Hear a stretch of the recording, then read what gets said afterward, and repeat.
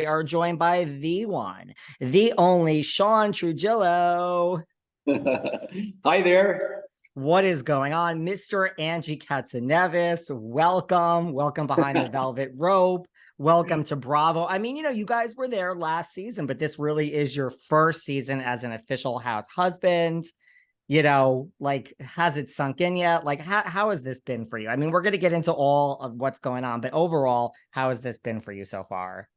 It's been great. It's been a cool experience overall. Of course, you kind of take the hits as you go along. I like to call them hits, but it really just nothing really bothers me. So, it's just a matter of taking things in stride. Angie's great. She's a great support. She's always there, to encourage me and coach me along. So it's been awesome.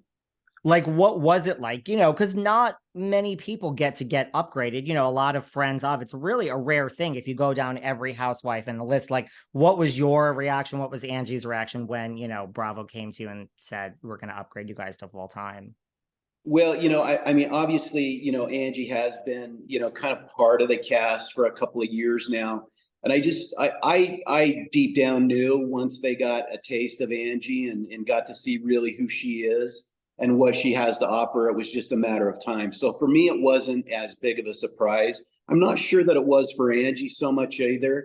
I think, as time goes along, it's just they were exposed to a lot of the storylines and stuff that she could really bring to the table. And it was, I think it was not really that big of a surprise in general. Did you guys have, as a family, or you or her, or anyone, have any reservations? Because look, last season, you had your own set of issues, this party you threw for Jen Shah, and then there was an issue. You guys already had some drama even before. Did you have any reservations?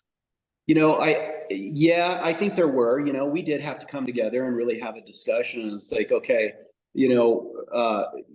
do we really want to take this step full fledged? And and I think the answer, generally speaking, was yes. It's just like we came together as a family. It was, okay, we've got a solid family life. We've got solid businesses. What could they say?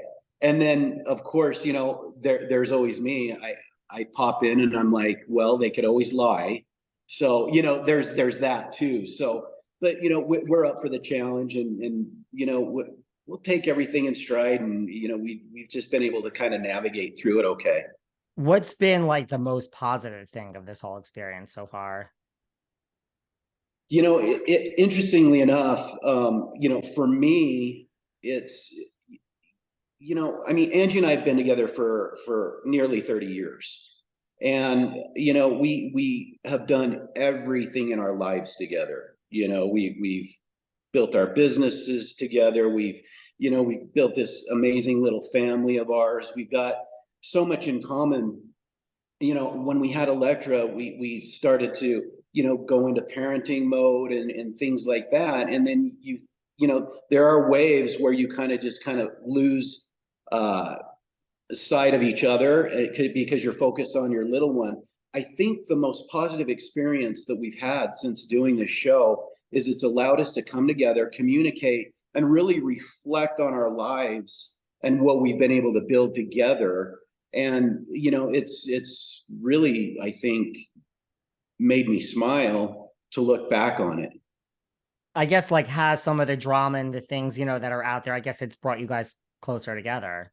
It really does. It really has. I mean, it's really interesting to be able to kind of work as a team and a couple again on some of these issues, and it really has brought us closer together. What's it like, because you're not at the filming, so you don't really know what's going on until I know you get this screeners a few days early. But what's it like, you basically have brought drama into your life. So just in general, when Angie comes home and says, let me tell you what happened today at work, not even about what we're about to get into, but just in general, what's it like as a husband to hear your wife come home and just say, today's been a really bad day at work? Yeah, some of these things are pretty tough to listen to. It's interesting how,